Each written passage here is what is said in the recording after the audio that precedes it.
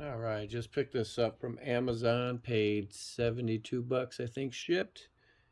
Got a bad wheel bearing that needs to be pressed out and a new one pressed in.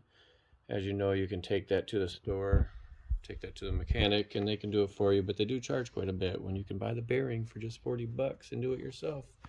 Well, it might be a different price for you, but let's open her up and take a look here.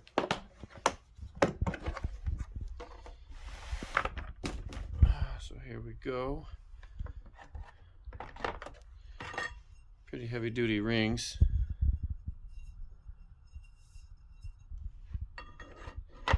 Maybe a little bit cheaper on the paint, but that's alright because it's a tool that's gonna get all messed up anyways.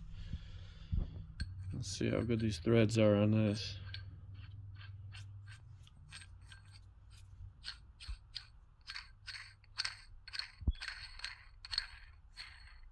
Not too bad.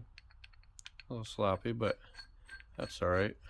It'll definitely do the job. Feels like solid stuff here. So yeah, if you gotta do some bearings, I'm pretty sure this would get the job done. It looks like a pretty nice kit.